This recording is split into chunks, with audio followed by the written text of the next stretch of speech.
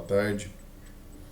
Vamos dar sequência aí, vamos falar um pouco sobre neuro, começar a parte agora de neuro, a gente falou já algumas partes, vamos comentar então um pouco, vou falar um pouco da AVC hemorrágico e o AVC isquêmico, tá? Primeiramente vamos relembrar aí algumas fases da ressonância. Aqui o líquor escuro, a anatomia muito próximo da cor da nossa realidade, um corte em sagital, esse é um sagital em T1, o axial em T1, líquor escuro, e a substância branca com a cor branca e a cinzenta com a cor meio cinza. Justamente o aspecto nosso anatômico é um axial em T1, aqui o coronal em T1, aqui o sagital a gente já viu o líquido bem branco, esse é um sagital em T2, o axial em T2 e o coronal em T2. Lembrando que na ressonância de crânio a gente já tem eu falei sobre o flare, que lembrando que o T2 vê patologia, então ele é muito bom para ver patologia, porém no crânio tem muito líquido, que é o líquor. Isso dificulta muito a análise. Eles fizeram uma outra sequência que tem maior sensibilidade de especificidade, que é o flare.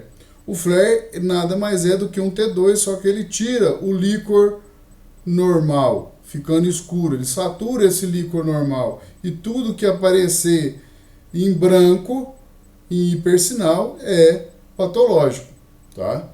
Aqui um T2, um T1 com contraste, a gente vê o contraste nos vasos, vê que essa lesão não é capitante. Aqui são os ramos das artérias cerebrais anteriores, não está contrastando essa região, está escuro aqui em T1, tá? Então provavelmente não é um tumor. Se for um tumor de muito baixo grau. A difusão, lembrando a difusão das moléculas de água, já falei para vocês, é muito bom para ver isquemia, e também, se for líquido, para ver se não é um abscesso, tá? Aqui essa restrição, ele fica branco, o normal é cinza, a difusão, e se ele ficar branco, tem uma restrição à difusão. Lembrando aqui o T2, ó, como que ele está bem, fica tudo muito branco, e o T2 gradiente, que a gente vê o T2 estrela, que a gente vê calcificações ou degradação de hemosiderina, que é a fase crônica de um hematoma aí, ou de um sangue escuro. Olha aqui, ó. Aqui a gente vê algumas outras, aqui é a tomografia, mostrando aqui um hipersinal aqui, ó, de hemorragia. Aqui uma perfusão que me mostra como que os vasos estão e como aquele tecido está sendo perfundido pelo sangue. A gente vê que tem, quanto mais vermelho, mais perfusão tem, e amarelo, ó, é o que me mostra que tem uma grande perfusão essa lesão. E aqui, ó, esses traçados é a espectroscopia, que às vezes vocês já ouviram falar. A espectroscopia nada mais é que eu consigo ver os substratos em determinada região que eu quero.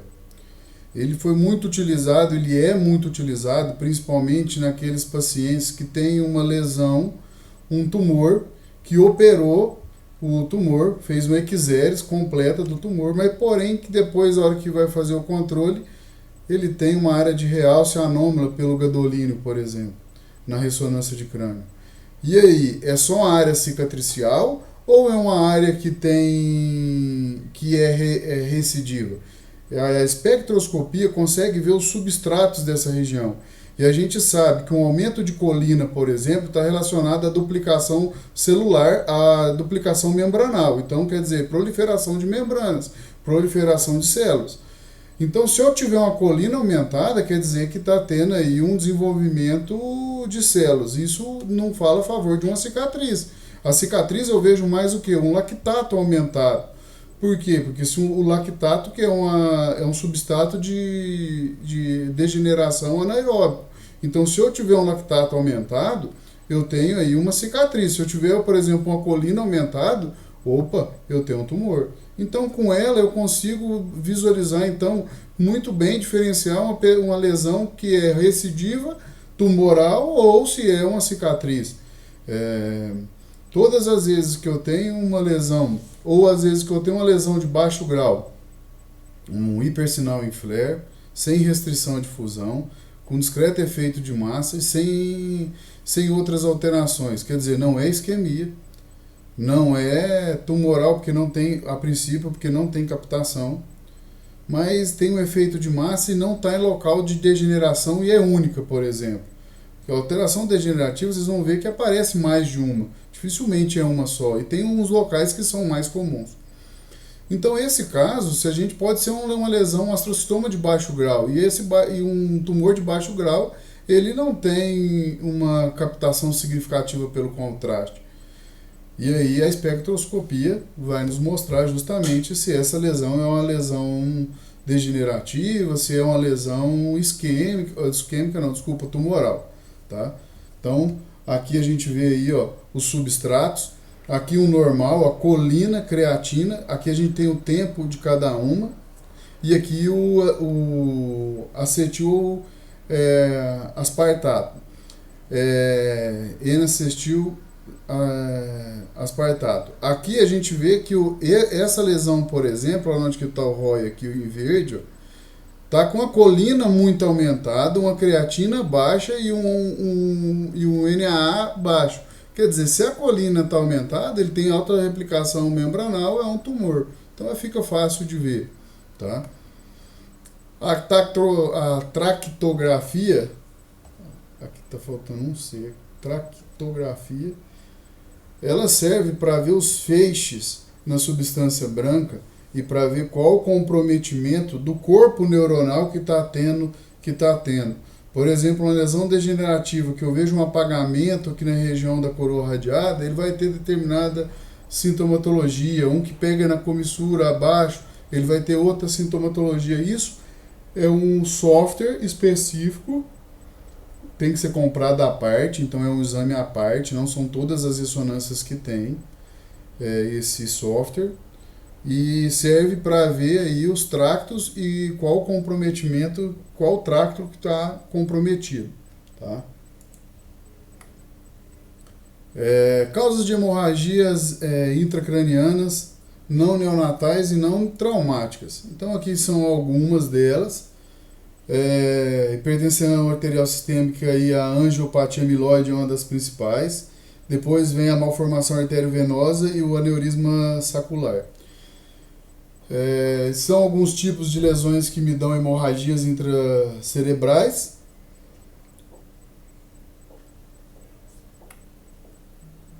Aqui a gente já falou sobre as classificações, aqui a degradação da hemoglobina e aqui a alteração de sinal na ressonância. Aqui a gente vê um paciente, uma tomografia com a imagem de hipersinal aqui na região dos núcleos da base, aqui pegando tanto o globo pálido como o putamen, globo pálido aqui, putamen, parte da cápsula, do braço anterior da cápsula interna. Aqui uma outra lesão também hemorrágica, ou na região de núcleo capsular externa.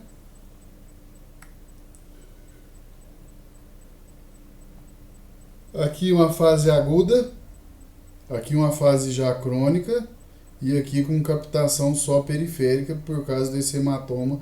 Às vezes tem uma reação aí inflamatória e dá essa captação periférica.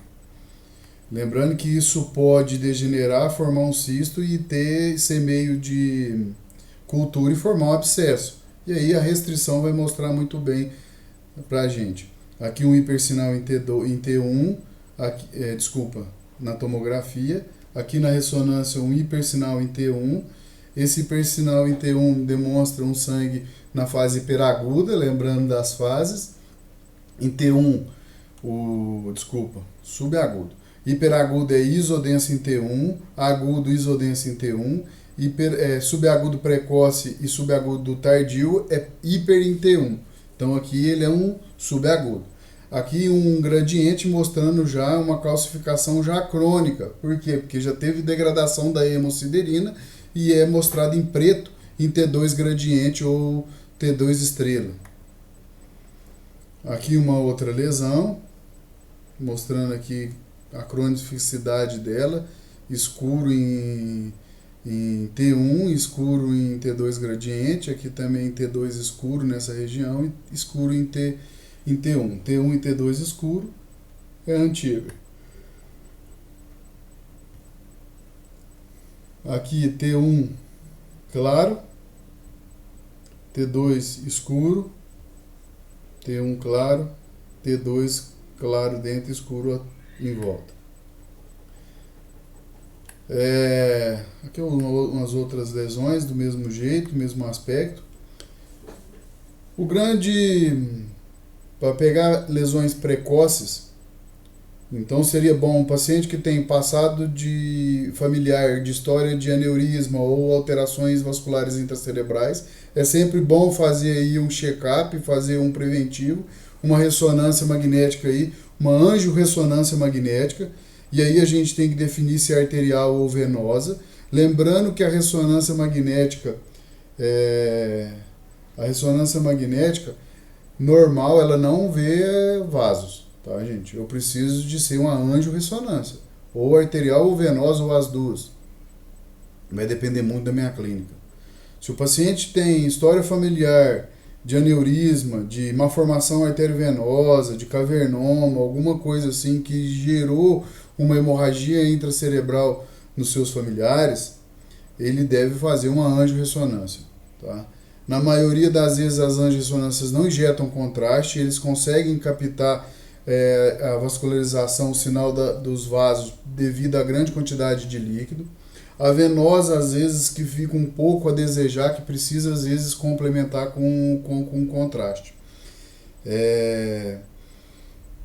Pacientes, então, com cefaleia, que está rebelde a medicamento, bom, às vezes, fazer aí uma angiorressonância para ver se não tem um aneurisma, um microaneurisma ou alguma malformação, tá? As principais causas aqui de anomalias vasculares: as artérias venosas, capilares e as venosas. Aqui mostrando uma angiotomo. A angiotomo, se for uma tomografia de muitos detectores, acima aí de 32 detectores, ela tem uma sensibilidade muito boa.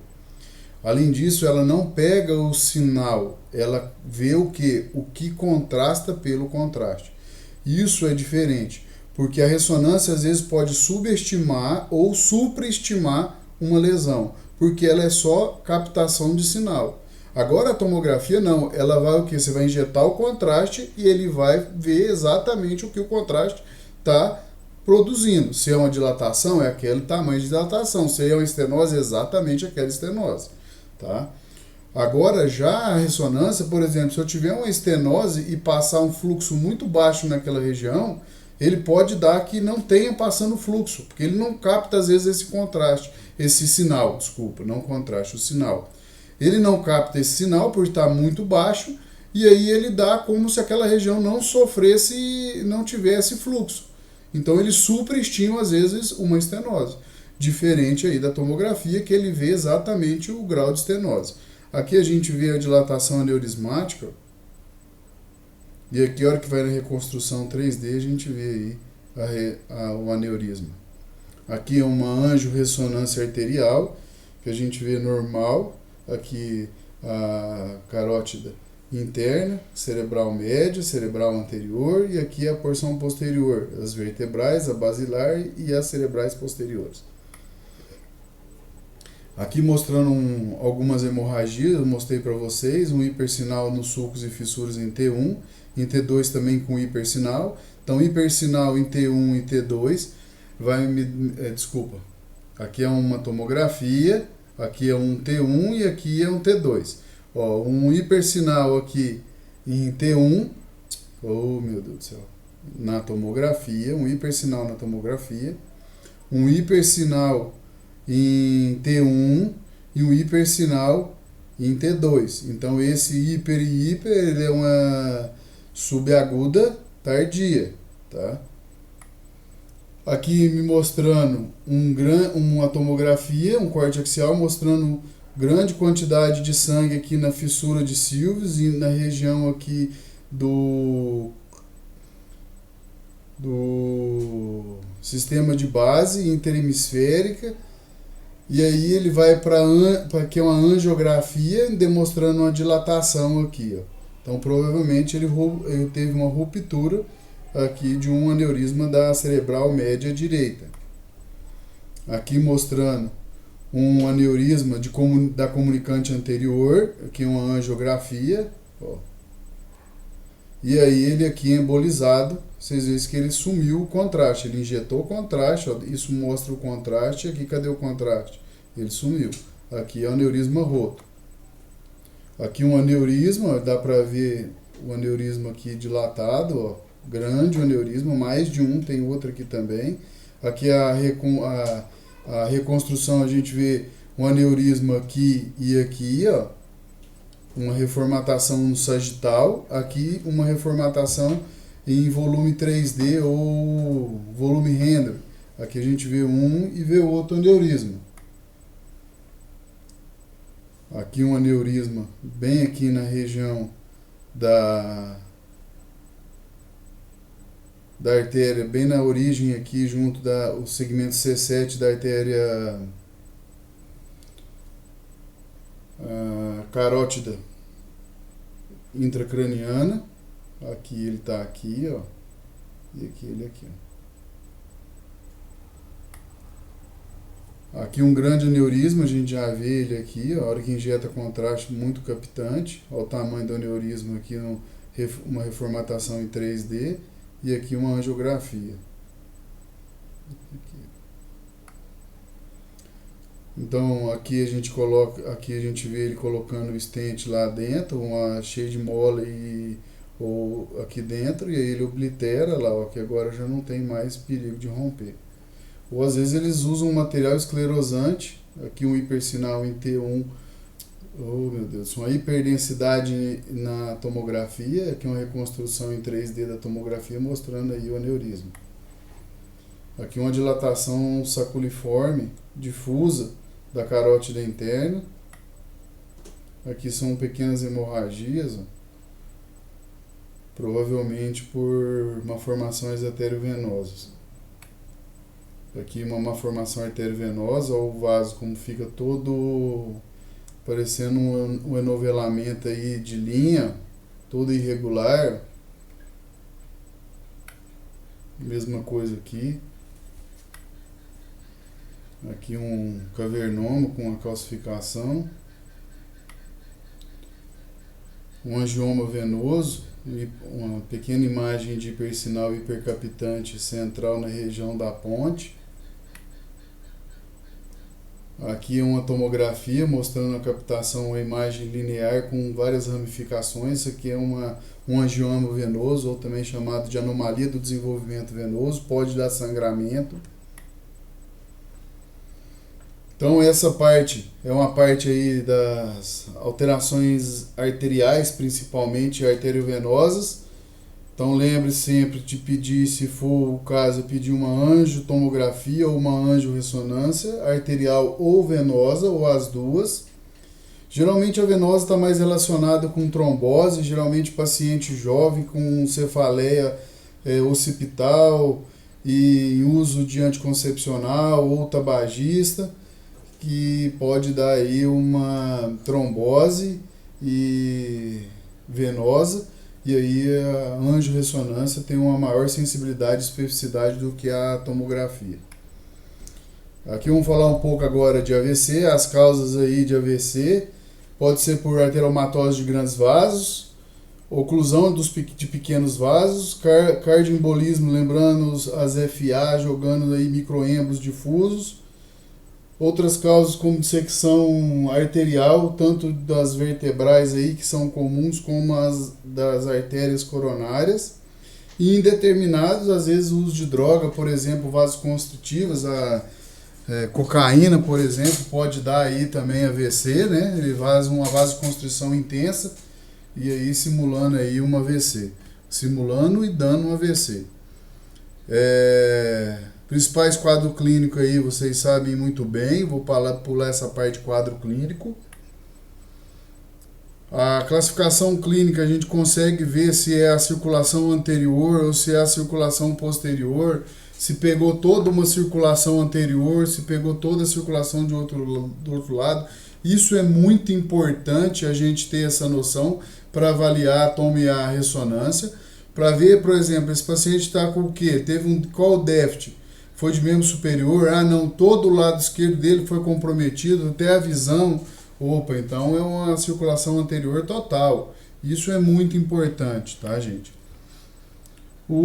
Quais as funções de imagem? Para a gente, eu acho que esse é o principal quadro aí, para a gente lembrar aí do AVCI. Primeira coisa, a gente tem que excluir um AVC-H, por exemplo, um AVC com hemorragia, tá? É a principal causa. Por quê? Porque eu tô doido para, se tiver em janela hábil para fazer o RTPA, que é o ativador de plasminogênio tecidular recombinante, que ele é usado aí até de 4 horas e meias do início dos sintomas, ele é muito eficaz e esse paciente pode sair aí até com sequela.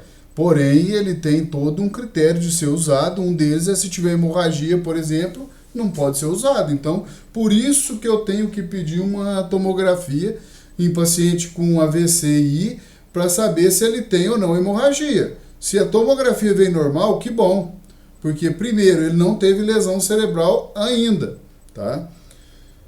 Então ele pode ser um candidato a usar o RTPA. Já se esse paciente já passou do tempo e mesmo assim vem um atomo normal, não descarta um AVC. Por quê? Porque o AVC pode aparecer na tomografia, da alteração tomográfica, até 72 horas do início dos sintomas. Até 72 horas aí que pode aparecer a alteração vascular, a alteração tomográfica. Então isso é muito importante a gente já prestar essa atenção. Então a primeira coisa é excluir a hemorragia ou outras lesões que simulam AVC. Detectar e avaliar a extensão dos sintomas precoces da isquemia, se foi só um infarto lacunar, se foi um infarto maior, se está tendo alteração vascular, como um hipersinal, por exemplo, da cerebral média, ou também chamado de sinal da cerebral média densa, que me fala que é um trombo agudo na cerebral média. Avaliar aí também a visualização dos tecidos, se ele está normal, se ele já está ficando escuro, com alguma discreta alteração da sua densidade, e avaliar os efeitos das terapias de reperfusão. Por exemplo, esse paciente, eu faço um RTPA e ele piora clinicamente. Ele pode sangrar, ele pode ter um AVCI, a hora que você usou o RTPA, por exemplo, ele sangrou. Ele rebentou o vaso lá e sangrou, que estava isquêmico. E isso pode acontecer, e aí eu devo pedir de novo uma tomografia para avaliar esse comprometimento. Se ele teve algum comprometimento pós-RTPA, se ele não teve nenhum comprometimento.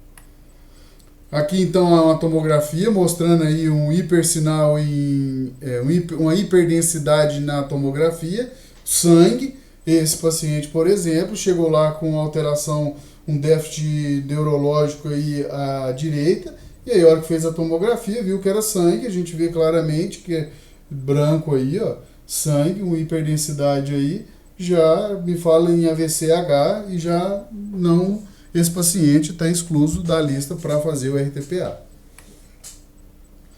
Essa é uma tomografia de um paciente com AVC em fase muito inicial. Se a gente perceber aqui, ele é um pouco mais escuro que aqui, ó. Essa hipodensidade aqui fala a favor aí de, se o paciente tiver clínica, de um AVC em fase subaguda já. Por que subagudo? Porque nas primeiras horas não aparece na tomografia. Aqui já me mostrando que tem uma alteração significativa aí bem tênue, mas significativo no parênquima. Aqui o mesmo paciente, a gente dá uma janelada, a gente escurece essa janela e vê como que fica melhor de ser vista. Isso não é uma sequência, é só essa sequência aqui que a gente coloca, às vezes só dá um toquinho com o mouse, a gente consegue clarear ou escurecer tranquilamente essa tomografia. É o que a gente chama de janelar a tomografia. Aqui um outro paciente, a gente vê que tá parecendo ser normal, mas aqui tem uma área um pouco mais escura do que a de cá, ó. Muito tênue, mas aparece ser. E aí a hora que eu faço a parte de injeção de contraste, a gente vê que essa parte está normal. O que ele tem uma alteração da vascularização é desse lado de cá, ó. E isso não se vê sem contraste. Então todas eu tenho que colocar contraste? Não. Esse paciente, se ele tem critério de fazer RTPA, já pode fazer, tá? Aqui a gente já vê um apagamento grande da região aqui, ó, frontal, temporal, parietal. Aqui grande, a gente vê um apagamento aqui dos núcleos da base, ó. Olha a diferença do lado de cá, olha aqui, ó, se a gente pegar essa parte aqui e olha a diferença. Então essa é uma grande lesão aí já, uma alteração, ó, tá até reduzindo aí o ventrículo lateral. Então essa é uma lesão isquêmica já subaguda, por quê? Porque tá mais escuro, a gente já consegue ver aí mais escuro, parênquima, sem definição do branco e cinzento aqui nessa região. Aqui mostrando uma tomografia normal. Ó, a tomografia normal, a gente consegue ver os vasos, os sulcos e fissuras, ó, é muito importante. Uma outra coisa que é muito bom, ó, cadê os daqui? Uma outra coisa que é bom a gente lembrar também é essa aqui, ó, claro, escuro e claro. Claro, escuro e claro. Aqui região cortical da ínsula, que é o braço anterior da cápsula externa. Aqui os núcleos da base, tá? Isso é muito importante, porque se eu tiver uma perda de definição desse claro, escuro e claro, pode ser um AVC também. Cadê os sulcos e fissuras aqui? Aqui, ó, a gente vê bem isso, aqui já bem mais extenso. Aqui pegando a região tanto de cerebelo, ó, como o cerebelo está escuro. Aqui é a tenda do cerebelo e aqui os occipitais. Então quer dizer, aqui pegou toda a circulação posterior e a circulação anterior está íntegra. Aqui mostrando uma tomografia sem contraste, que eu vejo um hipersinal dentro já da carótida interna aqui intracraniana direita e nos ramos aqui da cerebral média. Aqui o sinal da cerebral média densa. Aqui, ó. Isso fala a favor de trombose aguda. Na ressonância, quando eu peço a ressonância, eu já falei para vocês, já a ressonância eu vou pedir quando a clínica não está batendo muito. Por quê? Porque a ressonância eu não vou conseguir entrar com esse paciente rápido, eu vou perder muito tempo e às vezes ele está inquieto, se ele movimentar eu vou ter que repetir. Então isso é muito importante. A ressonância, por mais que ela seja aí o high-tech, a melhor sensibilidade e especificidade para neuro, no AVC, a tomografia e no TCE, a tomografia é muito mais sensível e específica. Por quê? Porque eu tenho que ganhar, ele não é mais sensível e específica, porém ela é mais rápida, mais fácil de ver e com isso eu ganho tempo para a janela do RTPA.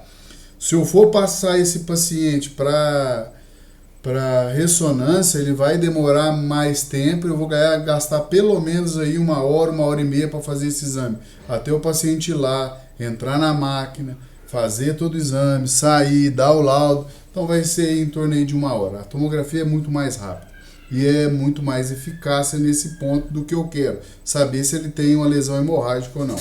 Quando eu peço ressonância? Eu vou pedir ressonância, pessoal, quando eu tiver uma dificuldade de avaliar clinicamente esse paciente. Aquele paciente que não tá esquisito, tá pegando área de mais de um setor, pegando região aí da mão direita, pé esquerdo, mais de uma área, mais de uma circulação. Pode ser isquemia? Pode ser um paciente que tem um FA, por exemplo, e soltou um microêmbolo para tudo quanto é lado, um paciente com endocardite, soltando microêmbolo para tudo quanto é lado, pode. Só que não é muito comum. Então esse paciente a gente tem que tomar cuidado. Paciente com sintomas neurológicos esparsos, pode ser aí um AVC? Pode, mas pode ser uma doença degenerativa, uma esclerose múltipla, uma ELA, por exemplo. Então isso é muito importante fazer uma ressonância. Aí isso às vezes eu posso até dispensar uma tomografia. Seria bom eu fazer a tomografia? Sim, para descartar a hemorragia. Ou um tumor, tá? Eu descartei isso, ressonância. Na ressonância, o que eu espero ver? Um hipersinal em T2 e a grande sequência que é a charada aí, a difusão, uma área de restrição de difusão, ficando branco aí na difusão, me mostrando uma isquemia em fase aguda e subaguda, tá? Aqui, ó, mostrando aqui uma área de isquemia,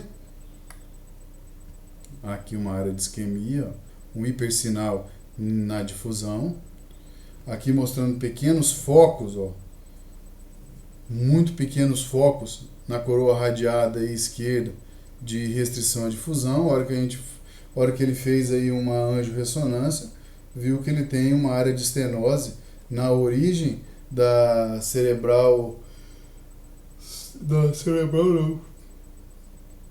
desculpa, da artéria carótida aí interna. Aqui mostrando aqui uma vertebral aqui afilada, bem afilada. E aqui uma restrição de difusão pegando aí quase todo o hemisfério cerebral esquerdo, mostrando aí um fechamento de grandes vasos. Aqui uma angiotomografia mostrando a injeção do contraste, aqui os ramos da artéria cerebral média, e aqui só o segmento M1, o segmento M2 aqui bem reduzido com uma falha de enchimento pelo contraste, mostrando aí uma estenose. Essa aqui é uma perfusão. Aqui eu vejo a isquemia, ou a restrição da difusão. Essa área é justamente a área que morreu. Porém, a hora que eu faço uma perfusão, eu vejo que a área de redução de captação ou de metabolismo é muito maior do que a da morte cerebral mesmo. Essa é a zona grande de penumbra. Esse é aquele paciente que a hora que às vezes ele volta, ele pode voltar com mais sequela, porque a zomba de penumbra dele é grande. Tá? Aqui uma perfusão mostrando aqui o cérebro normal, o tom de verde, e aqui essas áreas mais escuras me mostrando aí uma hipoperfusão. E aqui a restrição à difusão das moléculas de água aí, branca na difusão. Aqui mostrando a redução grande, ó, cadê a vascularização aqui, ó, muito pequena. Aqui uma restrição à difusão. Aqui a gente vê que pegou a região occipital, região mesial do lobo occipital, do precúneus aqui, uma restrição à difusão. A hora que faz a angiorressonância, a gente vê uma parábola abrupta aqui da cerebral posterior junto ao seu segmento proximal P1 aqui, do lado esquerdo. Então aqui a gente vê uma área grande já escura, porém com alguns pequenos focos de hiperdensidade, que pode ser tanto trombo como pequenas petequias de hemorragia. Lembrando que às vezes um AVCI pode se transformar em AVCH. Ele fecha um vaso, às vezes dá uma degradação daquela parede do vaso e extravasa sangue naquela região morta. Então, às vezes um AVC um AVC isquêmico pode transformar em AVC hemorrágico. Aqui mostrando uma angiorressonância. Aqui mostrando em T1 aqui, em T2 gradiente, um hipersinal aqui. E aqui a gente viu um grande afilamento da região petrosa da artéria carótida interna. E aqui também sua região proximal. E aqui já é o bulbo cavernoso. Bulbo cavernoso, carótida externa e carótida interna. Aqui pós-revascularização normal. Ó. Aqui até um aneurisminha aqui, ó. Olha lá, ó. Uma dilatação. E aqui a hora que a gente vai no corte axial um T1 com contraste, a gente vê que ela está com dissecção. E aqui um pequeno foco de restrição de fusão na região mesial do lobo temporal, aqui na região do hipocampo. E isso pode às vezes afetar aí o paciente ter aí uma perda de memória nessa região. Aqui é a parte venosa, sagital superior, V de galeno. Aqui tá ruim, aqui é a sigmoide, aqui confluência dos seios. Aqui o seio transverso está aqui, desculpa, o seio reto, transverso, reto, sagital superior vem aqui bem afilado, aqui ó. Aqui o transverso, sigmoide, jugular, confluência dos seios, reto, sagital superior, sagital inferior, sagital superior. Aqui a gente vê uma grande afilamento aí, ó, com perda aí da captação pelo contraste, que é uma angiovenosa, uma angiografia venosa, mostrando aí que esse seio transverso aqui está com uma falha de enchimento. Aqui falando um pouco da clínica aí da trombose venosa, tá? Muito importante aí essas partes da trombose venosa, para a gente ter uma noção do que pode ser e em qual que é que está pegando. Aqui mostrando uma tomografia sem contraste em cima e com contraste embaixo. A gente vê um hipersinal mais acentuado no seio sagital aqui, ó, superior, e a hora que faz o contraste a gente vê uma hipodensidade lá dentro, bem discreta. Isso fala a favor aí de uma trombose venosa. Aqui mostrando uma área de hipersinal em T1, ó, no seio transverso. Cadê o daqui?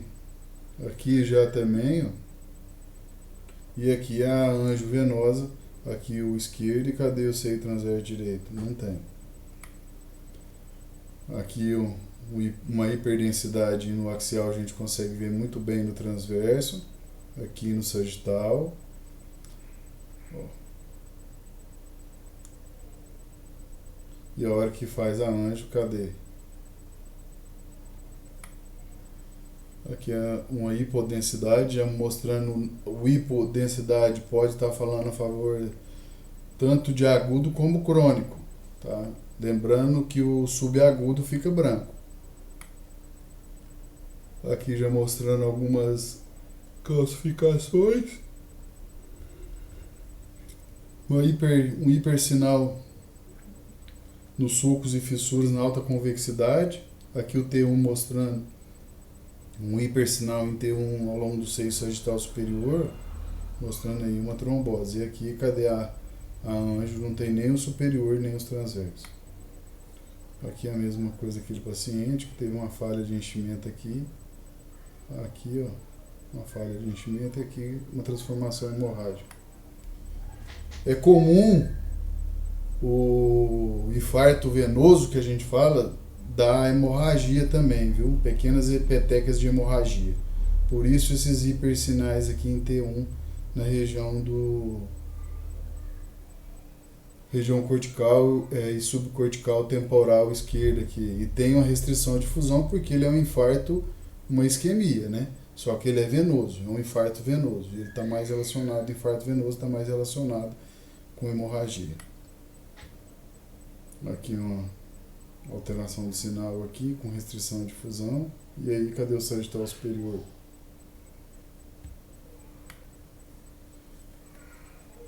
Então é isso, pessoal. A parte aí de AVC, I e H e falando um pouco de toma e ressonância.